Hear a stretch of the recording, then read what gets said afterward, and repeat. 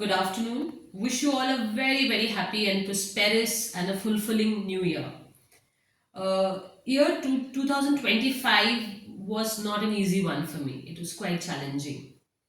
पर अगर हम रेट्रोस्पेक्ट पे देखें तो बिना चैलेंजेस के लाइफ क्या है ना? Life is not meant to be a bed of roses और लाइफ में चैलेंजेस होने ही चाहिए, तभी हम रिजिलियंट और स्ट्रांग बनते हैं.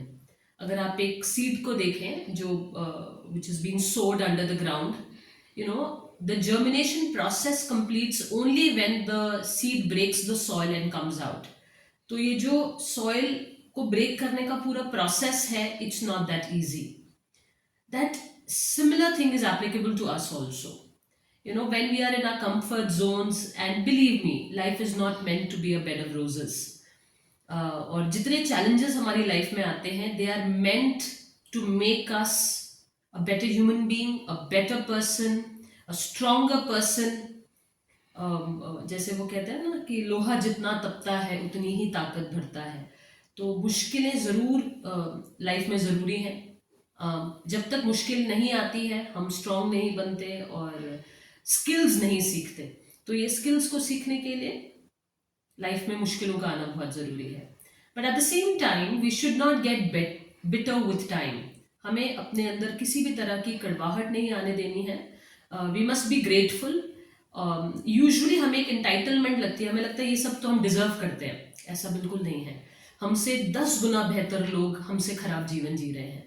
Just because they are not fortunate enough, वो हमारे जितने फॉर्चुनेट नहीं हैं. हमें ग्रेटफुल रहना है इस लाइफ के लिए. अगर हम अपनी बात करें, अपने अगल बगल के लोगों को देखें, हमसे कई काबिल लोग, very capable, far more skilled, highly intelligent, are not getting even this much. तो कंप्लेन मत करिए लाइफ में कि मुझे ये नहीं मिल रहा, मुझे वो नहीं मिल रहा. लाइफ में हमें बहुत कुछ मिला हुआ है. If we have a family with us, if we are healthy, I think we should be happy. क्योंकि ये चीज़ें भी बहुत लोगों को नहीं मिली हुई हैं. अगर परिवार में कोई सदस्य बीमार है या हम बीमार हैं, आप इमेजिन करिए लाइफ कैसी होती है. सारे मटीरियलिस्टिक चीज़ें होते हुए भी लाइफ कितनी खाली लगती है. तो बस प्रे करिए एंड ग्रेटफुल रहिए भगवान की तरफ कि उन्होंने हमें एक लविंग फैमिली दी है, हमें एक हेल्थी बॉडी दी है. और अगर कुछ मुश्किल आई है तो वो सिर्फ इसलिए आई है ताकि हम बेटर पर्सन्स बन पाए. Having said that, I also feel as an educator कि अगर हम लर्निंग का प्रोसेस ना रोके तो बहुत अच्छा होगा. क्योंकि learning is something which is synonymous with our profession. हमें लगातार सीखते रहना है, एक अपने आप को एक चर्निंग प्रोसेस में डालते रहना है कि हम कुछ ना कुछ एवरी डे, प्रतिदिन हम कुछ ना कुछ सीखें. बिकॉज हम पेल्स के जैसे हैं, हम बाल्टी के जैसे हैं. अगर हम अपने अंदर कुछ नहीं भरेंगे तो हम लोगों को क्या देंगे, हम अपने बच्चों को क्या सिखाएंगे.